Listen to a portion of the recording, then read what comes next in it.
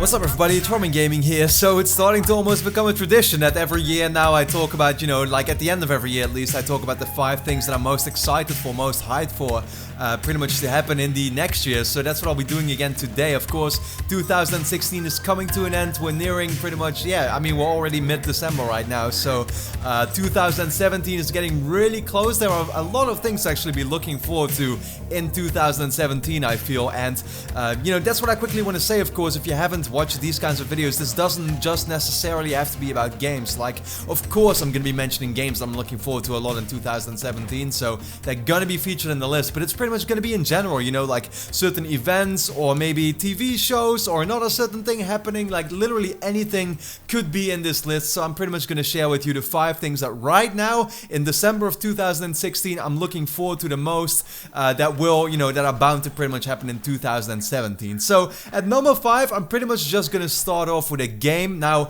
I was looking at the list, and of course, if there are 2 games I'm easily the most looking forward to that could come out in 2017, it's Red Dead Redemption 2 and it's God of War 4, but for both of them, I'm really unsure if it's actually going to happen. God of War doesn't have a release window yet, Red Dead Redemption does, but at the same time, Rockstar just likes delaying their games way too much. I'm not in any way confident that game is going to actually come out, fall 2017, like they're saying. So, I myself then was kind of deciding between the Crash Bandicoot remaster and between Horizon Zero Dawn. I'm looking forward a lot to both. In the end, of course, I had to make a decision for number 5. I decided to just go with the Crash Bandicoot remaster.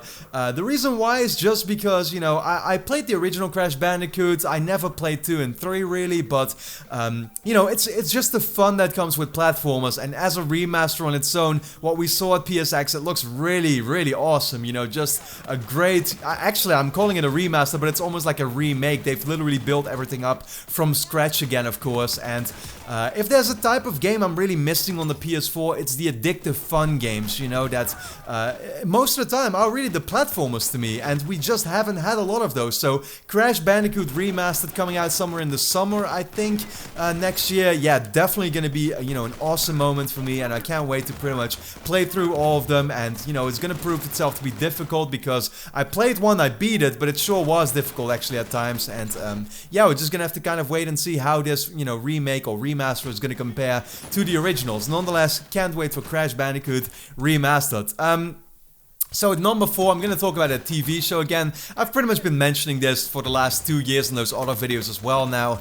I'm a giant Breaking Bad fan, of course, and, Better Call Saul is kind of like the series they started, the creators of Breaking Bad started making after they were done with Breaking Bad. It's a prequel that follows Saul Goodman, one of the characters in there. I'm not going to go too deep into this. Once again, it's really something, if you're watching it, you'll know what I'm talking about. If you don't, then, well, I mean, you're just going to have to kind of skip through this one, I guess, but I mean, what I'm looking forward to a lot in this third season of Better Call Saul is that I feel like they're really gonna hopefully take it to the next level pretty much, because I was watching the first 2 seasons now, I've been enjoying them, but especially the second season just now that we got this year, the beginning of this year, somewhere February I think, I felt like it was just very slow, and it just has the potential to be so much better than that, and I know that the creator behind the series, Vince Gilligan, is a genius. I know that he can come up with something cool. It's very likely that a major character from Breaking Bad is returning, and I don't want to spoil too much here, but I think most of you that are watching the show will know what I'm talking about. So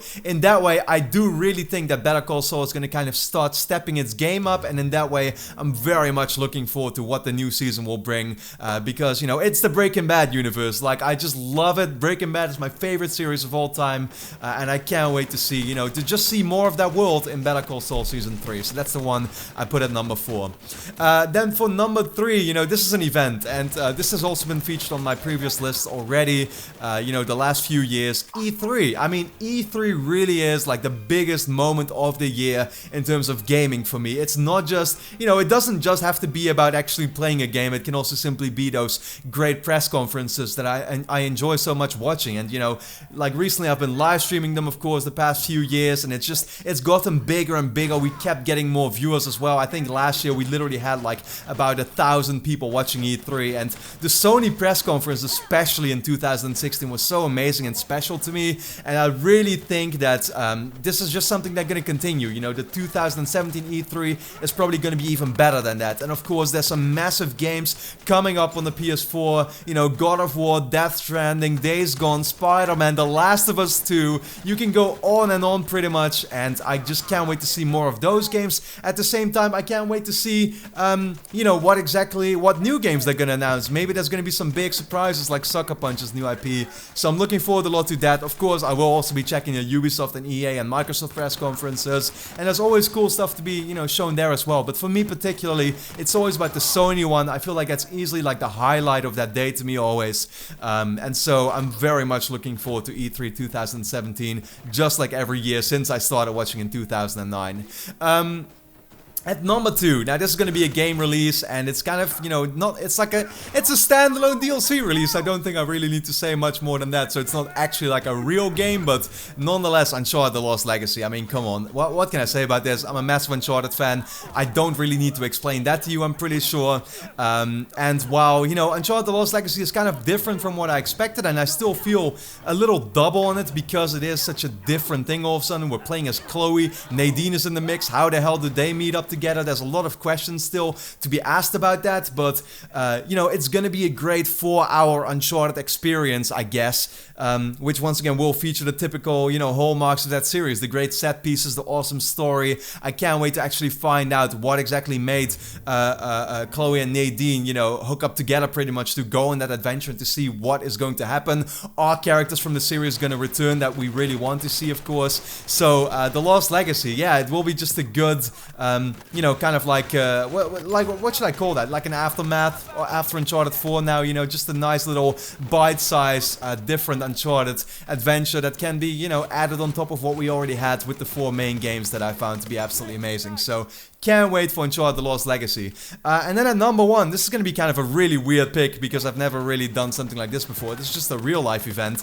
What I'm most looking forward to in 2017, what I'm most hyped for is graduating. And that may sound really weird, but you know, it's just the fact that this is finally gonna be my, you know, me getting my university diploma in software engineering, but that's not actually what it's about. It's simply about me being able to take the YouTube channel and the Twitch channel to the next level. Like, I've been talking already so much about that, but I've actually completely settled on it that for a year straight I'll be experimenting with trying to do YouTube and Twitch full time, and I feel like it's actually gonna be possible. You know, I'm really confident in it, and it's just over these last few years doing YouTube, making these videos, I've really realized how much I enjoy this stuff, and I want to simply, you know, make my career out of it if I can. And if I can't, if it doesn't work out in the end, that's fine. Then I'll get a job, of course, in programming, which is going to pay great, and you know, I'm sure it's going to be a very solid job. But at the same time, what I really am very passionate about, what I love doing, is making these videos and doing these, you know, daily streams for you all and stuff. And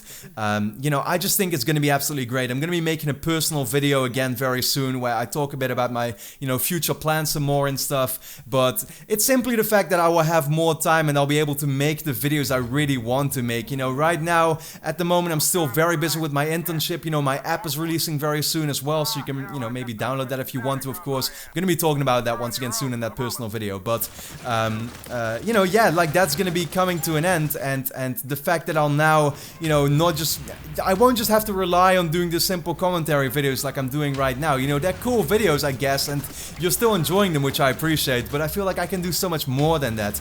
Watch my Game of the Year video that I did recently, those scripted type of videos, or stuff like the top 25 PS4 games. You know, videos like that take a lot more time to make, and I just don't have that time at the moment, but I feel I can really step my game up when I have more time, when I can put that into the channels and stuff, and it's just gonna pay itself off in the end. You're gonna get more of the commentaries, you're gonna get more of the scripted videos, and just a bigger, you know, quality and quantity of videos at the same time as well. And I myself am going to be doing what I love 8 hours a day. I'm going to be giving you all these videos and these streams, and I just absolutely cannot wait for that. I think it's going to be, you know, just amazing. And that's what I'm easily most hyped for in 2017. Is me finally graduating, hopefully, and, you know, then, yeah, trying to at least experiment with doing YouTube and Twitch full time. So, with that being said, that was pretty much the 5 things I'm most excited for in 2017. Of course, let me know your list in the comments. What are the 5 things you're most excited for? Can be anything from games to TV shows to events, you name it, just like I did in this video. And then for now, yeah,